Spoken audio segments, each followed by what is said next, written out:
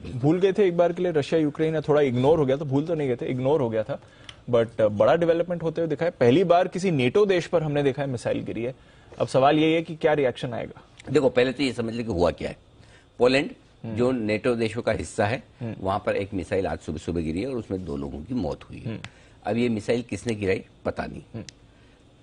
लोगों का मानना था कि रशिया ने गिराई होगी, क्योंकि रशिया, पुतिन साहब एक तो G20 में पहुंचे नहीं, अटेंशन उनको चाहिए।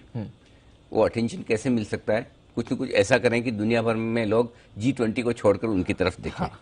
तो ये बढ़िया तरीका हो सकता है कि नेटो के एक देश को पकड़ें, और पोलैंड उनके सॉफ्ट रडार पर है। तो चलो वहां एक मिसाइल गिरा देते हैं और दुनिया भर अब उसकी चर्चा होगी। और स्पेशली जब 20 टॉप लीडर्स हो तो उन्हें तो चर्चा करनी पड़ेगी। अगर ऐसा हुआ है तो हो सकता है रशिया ने ये किया हो। अब मजे की बात है कि रशिया ने मना कर दिया, हमने नहीं किया। हाँ। तो अब किसने किया? Who has done it? God knows. पता चलेगा, वो एक दूसरी बात।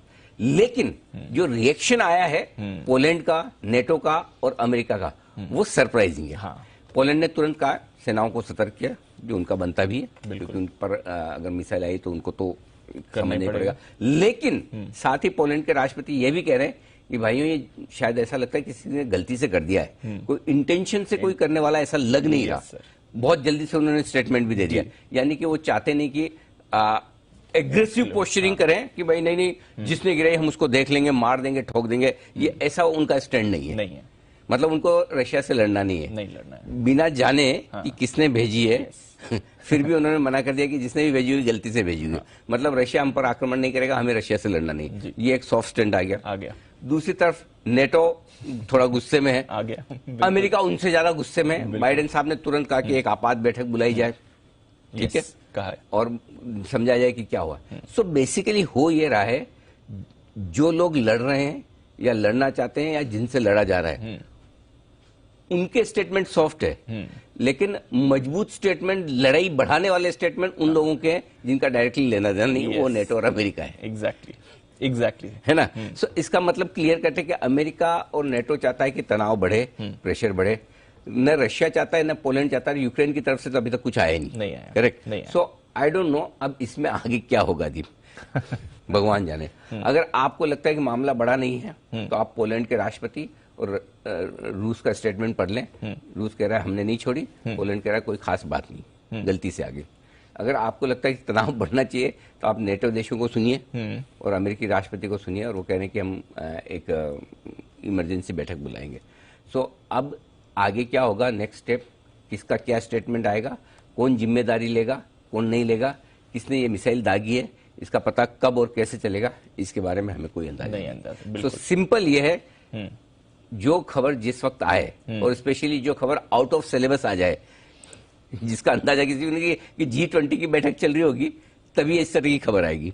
और एक और कोरिलेशन ये भी है दीप कि जब पिछली बार रशिया ने आक्रमण किया था यूक्रेन पर, तब भी एक बड़ी बैठक चली थी यूनाइटेड नेशंस की। तब भी यूनाइटेड नेशंस की बैठक चली थी जब इन्होंने शुरू किया था। संयुक्त राष्ट्र की। तो अब क्या होता है, एक और एक 11 करते हैं सब लोग। तो जब संयुक्त राष्ट्र की बैठक चल रही थी तभी आक्रमण किया ताकि अटेंशन मिले। तो हो सकता है नेटो पर आक्रमण करने की अगर किसी तरह की रशिया की योजना हो तो इससे बढ़िया मौका मिलेगा नहीं। एक तो पुतिन साहब वहां गए नहीं, और ऊपर से आक्रमण कर दें, एक बार पोलैंड पे डाल दें कुछ, ताकि हंगामा हो जाए। अब ये सारी चीजें ग्लोबल कूटनीति वाली मामले हैं, अपनी समझ से बहुत ऊपर के हैं। हम सिचुएशन बता सकते हैं, खबरें बता सकते हैं, उसके पॉसिबल विश्लेषण कर सकते हैं, लेकिन एग्जैक्टली क्या होगा इसका किसी को अंदाजा नहीं है। शायद बाइडेन साहब को भी नहीं होगा, पुतिन साहब को भी नहीं होगा, जेलेंस्की और पोलैंड वालों को, और हमको तो बिल्कुल भी नहीं है। सो हमारा फॉर्मूला अब यहाँ पर क्या लगेगा, वो ये, जब जो जैसी खबर आए उसकी सावधानी रखें और उस हिसाब से एक्शन लें। Yes sir. इसका मतलब ये कि अगले 1-2 दिनों में इस मैटर को लेकर कोई डेवलपमेंट आ सकते हैं। जी। अगर इमरजेंसी बैठक हो रही तो अच्छा चलो कुछ करेंगे नहीं, कहेंगे तो जरूर। यस। बैठक इसीलिए कर रहे हैं बाइडेन साहब की 2-4 गाली दे दे पुतिन साहब को, कुछ तो है ना। सो इसीलिए कर रहे हैं, बाकी तो क्यों करेंगे। जी। तो मेरे ख्याल से इसलिए कुछ भी किसी भी तरह की खबरें आ सकती है, तो आमतौर पर अच्छी खबरें कम आती है इस तरह के माहौल में। तो इसलिए थोड़ी सी सावधानी आपको रखनी है इस बदले हुए ग्लोबल माहौल में। बिल्कुल। ये हमारी टीम भी तैनात है सर, सबको बोला हुआ है, मॉनिटरिंग होगी जैसे जैसे जो खबर है मॉनिटरिंग में। खबर की, मिसाइल की मॉनिटरिंग में नहीं। मिसाइल मॉनिटरिंग होती है तो फिर बात ही फिर तो अलग ही, फिर तो सीन अलग होता है। लेकिन ये गजब ही चीजें होती है, मतलब अजब गजब दुनिया है। दुनिया में कुछ भी होता है, कोई भी कुछ भी स्टेटमेंट देता है, मतलब लड़ने और लड़ाने वाले हाँ, सब तैयार हैं, सब तैयार हैं। मतलब किसी को नहीं लड़ना तो भी जबरदस्ती, नहीं तू लड़, मैं हूं तेरे पीछे खड़ा, लड़। वही होगा, लग रहा है वैसे। अच्छा, पोलैंड को पता है यूक्रेन का क्या हुआ, यूक्रेन का क्या हुआ, यस सर। इसलिए पोलैंड इतना बेवकूफ तो नहीं होगा कि अपने एरिया को, नहीं, वो एक आध मिसाइल खा के भी चुप हो जाएगा। अगर रशिया ने भेजी भी है तो भी पोलैंड का स्टेटमेंट बहुत सही। आप इम्पोर्टेंट स्टेटमेंट देखो, जिसको थप्पड़ पड़े और वो कह रहे भीड़ में किसी ने ऐसे गलती से हाथ हिलाया होगा तो मेरे लग गई, वही बात है ना। सो पोलैंड को समझ में आ रहा है कि नेटो और यूक्रेन ने, नेटो और अमेरिका ने क्या सपोर्ट दे दिया यूक्रेन को, क्या बिगाड़ लिया रशिया का।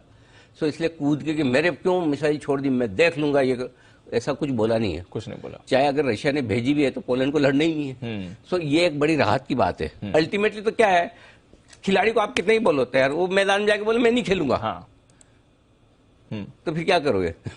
कोच क्या कर लेगा अगर आगे प्लेयर खेलने को तैयार नहीं, तो नेटो और अमेरिका क्या कर लेगा अगर पोलैंड लड़ने को तैयार नहीं। सो आई थिंक टचवुड मामला जल्दी से निपट जाए, ज्यादा बढ़े ना, समझदारी से काम ले, अननेसेसरी की चिंताएं नहीं होनी चाहिए।